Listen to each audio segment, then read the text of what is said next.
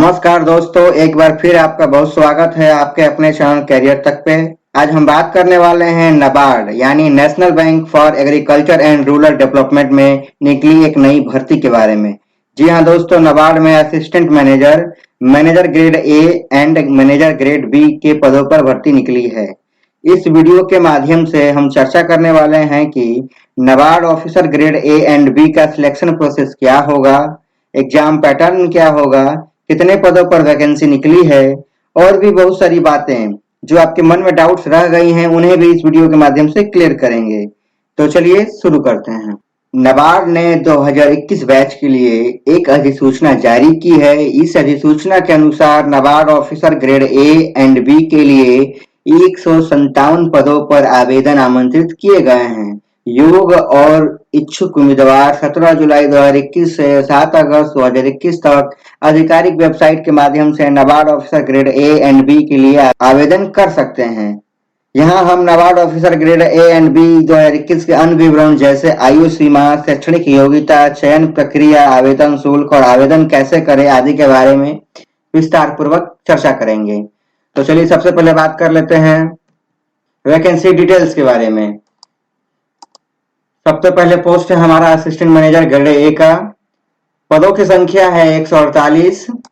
और बात करते हैं एलिजिबिलिटी की, तो आपके पास बैचलर डिग्री होना चाहिए मिनिमम 60% मार्क्स के साथ, या मास्टर डिग्री की होना चाहिए आपके पास 55% मार्क्स के साथ, तभी आप इस फॉर्म में इस पद के लिए अप्लाई कर पाएंगे।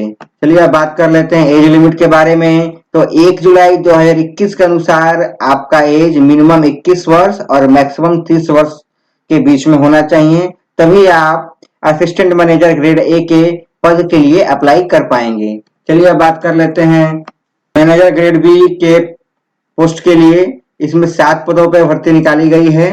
और एलिजिबिलिटी की बात करें तो मास्टर डिग्री आपके पास होना चाहिए किसी भी सब्जेक्ट में मिनिमम 60% मार्क्स के साथ, और कैंडिडेट के पास ऑल लेवल एग्जाम में भी मिनिमम 60% मार्क्स होना चाहिए, जैसे क्लास 10th में भी 60%, 12th में भी 60% और ग्रेजुएशन में भी 60% होगा, एंड साथ में मास्टर डिग्री में भी 60% हो, तभी आप मैनेजर ग्रेड बी पद पे अप्लाई कर पाएंगे।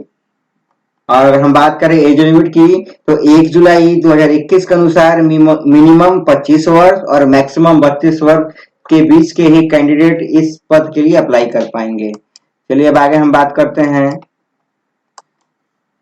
नेक्स्ट पोस्ट के लिए, ऑफिसर ग्रेड ए के P and S S post के लिए। पदों की संख्या 2 है। और बात करें एलिजिबिलिटी की, तो ओनली एक्स सर्विसमैन ऑफिसर जिन्होंने नेवी, एयरफोर्स या आर्मी में मिनिमम 5 साल की सर्विस कर ली हो, वही लोग इस पद पे अप्लाई करने के लिए एलिजिबल होंगे। अगर हम बात करें एज लिमिट की, तो 1 जुलाई 2021 के अनुसार मिनिमम 25 वर्ष और मैक्सिमम 40 वर्ष के बीच के ही एक सर्विसमैन इस पद पे अप्लाई कर पाएंगे। चलिए अब आगे हम बात करते हैं इंपॉर्टेंट डेट्स के बारे में। एप्लीकेशन बिगिन हो रहा है 17 जुलाई 2021 को, और इस फॉर्म को भरने की अंतिम तिथि 7 अगस्त 2021 है, और इसका एग्जाम फीस भरने की भी अंतिम तारीख 7 अगस्त 2021 है। अगर हम बात करें एग्जाम डेट की, तो अगस्त लास्ट में या सितंबर स्टार्टिंग में एग्जाम होंगे। और एडमिट कार्ड अभी कोई सूचना नहीं है, जैसे आई है मैं आपको सूचना दे दूंगा। चलिए अब हम आगे बात करते हैं एप्लीकेशन फीस के बारे में। फॉर असिस्टेंट मैनेजर के लिए क्या एप्लीकेशन फीस रखी गई है? जर्नल, ओबीसी और ईडब्ल्यूएस कैंडिडेट के लिए 800 रुपये का फीस रखा गया है। और वहीं बात करें एससी, एसटी और फिजिकली हैंडीकैप्ड के लिए तो 150 रुपये का फीस रखा गया है। चलिए अब बात कर लेते हैं मैनेजर पोस्ट के लिए क्या एप्लीकेशन फीस रखी गई है। जर्नल, ओबीसी और ईडब्ल्यूएस के लिए 900 रुपये का फीस रखा गया है, और वहीं एससी, एसटी और फिजिकली हैंडीकैप्ड के लिए 150 रुपये का फीस रखा गया है। चलिए बात करते हैं officer P and SS post के लिए क्या एप्लीकेशन फीस रखा गया है। जर्नल, ओबीसी और ईडब्ल्यूएस के लिए 750 रुपये फीस रखा गया है, और वहीं बात करें एससी, एसटी और फिजिकली हैंडीकैप्ड के लिए तो 100 रुपये का फीस रखा गया है। इस फीस को आप डेबिट कार्ड, क्रेडिट कार्ड और नेट बैंकिंग या ई चालान के माध्यम से पे कर पाएंगे। चलिए अब आगे बात करते हैं असिस्टेंट मैनेजर की जो पोस्ट निकली हुई है 148 पोस्ट, उनको हम कैटेगरी वाइज देखते हैं कि किन किन विभागों में कितने कितने पोस्ट निकली हुई हैं। जैसे एएम एंड जनरल में 71 पोस्ट निकला है, एग्रीकल्चर इंजीनियरिंग में 3 पोस्ट निकला है, फिशरी में 6 पोस्ट निकला है। उसी तरह से water resource, computer, IT, finance, land development, soil science, forestry, animal husbandry, agriculture, यानी अलग अलग विभागों में असिस्टेंट मैनेजर के लिए अलग अलग कितनी पोस्ट निकली हैं, आप इस वीडियो को पॉज करके देख लीजिएगा। अब टोटल पदों की बात करें तो टोटल पदों की संख्या 148 है। चलिए अब आगे बात करते हैं NABARD grade A and grade B का सिलेक्शन प्रोसेस क्या है phase wise.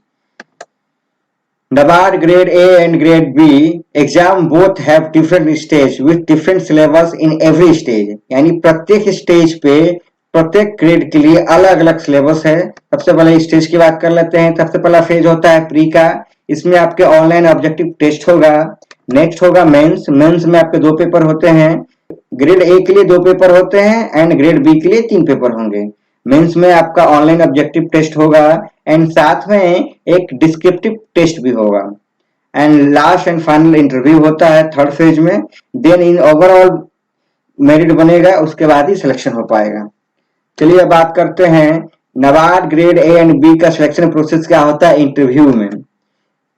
NABARD grade A interview hold a weightage of 55 marks whereas the NABARD grade B interviews hold a weightage of 14 marks, यानी इंटरव्यू में NABARD grade ए में 25 marks का होता है और बी ग्रेड बी के लिए 40 मार्क्स का होता है और इन्हीं के आधार पर फाइनल कट ऑफ बनता है और ओवरऑल कट ऑफ के बाद ही इंटरव्यू राउंड होता है और देन फाइनल सिलेक्शन हो पाएगा। चलिए अब बात करते हैं NABARD grade A and grade B का एग्जाम पैटर्न क्या होता है फेज 1 के लिए। सबसे पहले बात करते हैं किन किन सब्जेक्ट से क्वेश्चन पूछे जाते हैं। तो सब्जेक्ट की संख्या 7 है। सबसे पहला है हमारा reasoning ability, English language, computer knowledge, general awareness, quantitative aptitude, economics and social issue with focus on rural India, agriculture and rural development with focus on rural India. जैसे रीजनिंग एबिलिटी से 20 question पूछे जा रहे हैं, English language से 40, उसी तरह computer knowledge से 20 क्वेश्चन आ रहे हैं, जनरल अवेयरनेस से 20, यानी जितने क्वेश्चन की संख्या है उतने ही मैक्सिमम मार्क्स हैं, यानी प्रत्येक प्रश्न के लिए आपको 1 नंबर मिलेगा। और हम बात करें टोटल प्रश्नों की संख्या की, 200 क्वेश्चन पूछे जाएंगे और उनके लिए आपको 200 मार्क्स मिलेगा। ये बात हो रही है फेज 1 की। NABARD grade A and grade B exam pattern क्या है फेज 1 का। अब हम बात करते हैं NABARD ग्रेड ए का एग्जाम पैटर्न फेज 2 में क्या होता है। इसमें 2 पेपर होते हैं। पहला होता है डिस्क्रिप्टिव, जिसमें आपसे जनरल इंग्लिश ऐसे से क्वेश्चन पूछे जाएंगे 40 मार्क्स के, प्रेसेस से 20 क्वेश्चन मार्क्स के पूछे जाते हैं। उसके बाद क्वेश्चन ऑन द प्रेसेस पे 20 पैरा से 20 क्वेश्चन पूछे जाएंगे।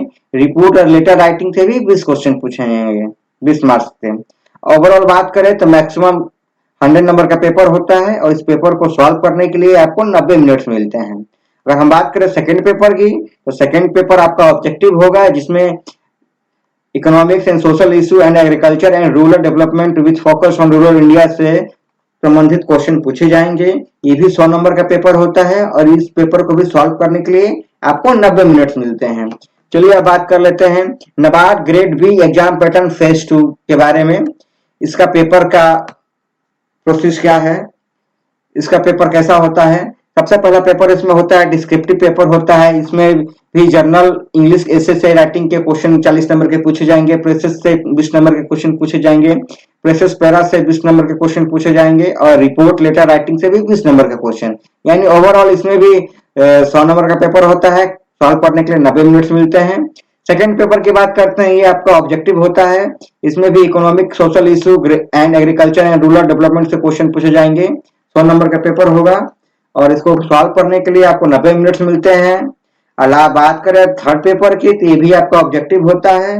इसमें development, economics, statics, finance, management के क्वेश्चन पूछे जाते हैं। ये भी पेपर 100 नंबर का होता है। सॉल्व करने के लिए आपको 90 मिनट्स मिलते हैं। चलिए अब आगे बात करते हैं NABARD grade A and grade B का सिलेबस क्या होता है फेज 1 के लिए। सबसे पहले बात करते हैं रीजनिंग एबिलिटी के बारे में।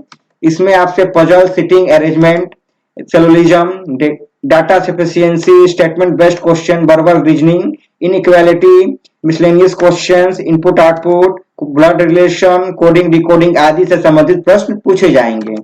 अब हम बात करते हैं क्वांटिटेटिव एप्टीट्यूड यानी मैथ के क्वेश्चन कहां से पूछे जाएंगे।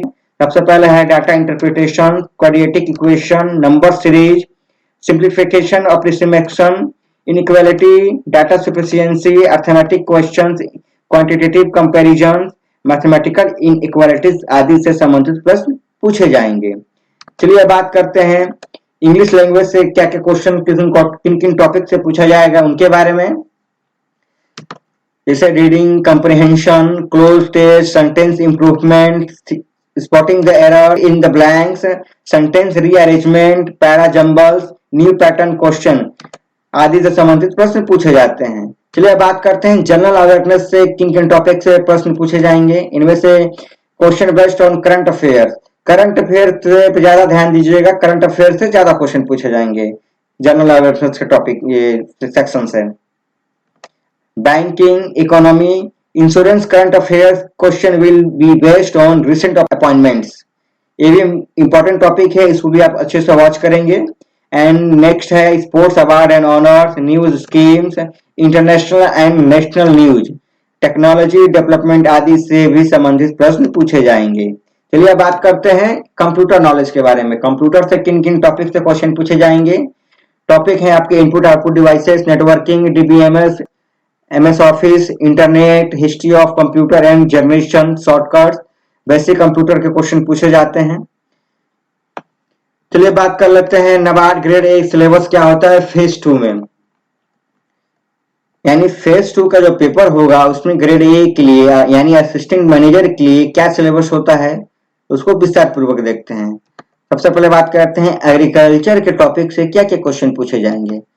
Definition, meaning and it's range, agronomy, definition, meaning and scope of agronomy, classification of field crops, factor affecting crop production, agroclimate zones, types of cropping systems, their significations, problem faced in land is dry seed production and processing and seed village, meteorology, weather parameters, crop weather advisory, precious farming, system of crop intensification, organic farming आदि से संबंधित प्रश्न पूछे जाएंगे। आप agriculture के topics को अच्छे से पढ़ें क्योंकि ये मेन टॉपिक है फेज 2 में। आपका जो डिस्क्रिप्टिव पेपर भी होगा उनमें ज्यादा क्वेश्चन पुटअप किए जाते हैं एग्रीकल्चर से ही। ये टॉपिक आपके लिए इंपॉर्टेंट है। और नेक्स्ट बात कर लेते हैं soil and water conversation topic से क्या क्या क्वेश्चन पूछे जाते हैं किन किन टॉपिक से। चलिए इनको देखते हैं। Major soil types, soil fertility, fertilizers, soil erosion, soil conservation, watershed management आदि से प्रश्न पूछे जाएंगे। चलिए अब बात करते हैं वाटर रिसोर्स के बारे में। इसमें irrigation management, type of irrigation, source of irrigation, crop water requirement, command area development, water conversation techniques, micro irrigation, irrigation pumps, major, medium and minor irrigation आदि से संबंधित प्रश्न पूछे जाएंगे। चलिए बात करते हैं एग्रो एंड फार्म इंजीनियरिंग के बारे में। इसमें से आपसे power and machinery related to farms, power source on the farm, animal, human, electrical, mechanical, wind, biomass and solar, biofuels, water harvesting structure, farm pounds, agro processing, modify and control storage, storage of peripheral foods, beans, good wines and grain soils आदि से संबंधित प्रश्न पूछे जाएंगे। ये भी topic बहुत important है। एग्रीकल्चर हुआ और एग्रो एंड फार्म इंजीनियरिंग, ये दोनों टॉपिक्स आपके लिए डिस्क्रिप्टिव पेपर में बहुत मायने रखते हैं। इन दोनों ही टॉपिक से क्वेश्चन ज्यादा पुटअप होंगे आपके डिस्क्रिप्टिव पेपर्स में, इन पे ज्यादा फोकस रखिएगा। चलिए अब आगे बात करते हैं एनिमल हस्बेंड्री के बारे में। एनिमल हस्बेंड्री से कौन कौन से टॉपिक से क्वेश्चन पुटअप किए जाएंगे। सबसे पहला है farm animals and their roles in the Indian economy, animal husbandry methods in India, commonly used technologies pertaining to the different species of livestock, utility, classification or breed of cattle, introduction to common fodder and feeds, their utility classification, introduction to the industry of poultry in India, common terms pertaining to poultry production and management, social economic implication of mixed farming on the farmer in India and the concept of mixed farming, livestock and poultry production and their obligatory and complementary relationship with that of agriculture farming आदि से संबंधित प्रश्न पूछे जाएंगे। ये भी topic important है, लेकिन आपका ऑब्जेक्टिव पेपर जो होगा फेज 2 में, उनमें इस टॉपिक से क्वेश्चन ज्यादा पुटअप किए जाते हैं। आप ऑब्जेक्टिव के पेपर के समय इनको अच्छे से देखें। चलिए अब आगे बात करते हैं डेवलपमेंट इकोनॉमिक्स के टॉपिक से क्या क्या क्वेश्चन पुटअप किए जाएंगे आपसे। सबसे पहला है measure of development, economic under development, economic development models, role of subsidies, importance of saving and investment, importance of agriculture, term of trade in agriculture, development issue in India post 2015 agenda. ये भी most important topic है। 2015 के बाद भारत ने development issue का agenda क्या था, इस पे भी क्वेश्चन पुटअप होते हैं, इनको भी अच्छे से देख लीजिएगा। चलिए अब आगे बात करते हैं स्टैटिक्स के टॉपिक से क्या क्या क्वेश्चन आएंगे। सबसे पहला है basic statistical concept, summarising of data, frequency distribution, measures of central tendency, relative dispersion, elementary probability, relative frequency approach, analysis of frequency distribution, regression, time series analysis। चलिए अब आगे बात करते हैं ह्यूमन रिसोर्स डेवलपमेंट से क्या क्या क्वेश्चन आएंगे, इससे संबंधित प्रश्नों को देखते हैं। पहला है concept of HRD, goals of HRD, potential appraisal and development, career planning, employee welfare, theories of motivation, how manager motivate, role of incentive in building of morale आदि से संबंधित प्रश्न पूछे जाएंगे। चलिए आगे बात करते हैं कम्युनिकेशन से किन किन तरह के क्वेश्चन पूछे जाएंगे। कम्युनिकेशन के टॉपिक से क्या क्या क्वेश्चंस आएंगे उनको देख लेते हैं। सबसे पहला है step in the communication process, communication channels, oral versus written communication, verbal versus non verbal communication, upward, barrier to communication, role of information technology, corporate governance, mechanism of corporate governance आदि से संबंधित प्रश्न कम्युनिकेशन से पूछे जाते हैं। चलिए बात कर लेते हैं कि salary of NABARD grade A officer यानी असिस्टेंट मैनेजर की सैलरी कितनी होती है।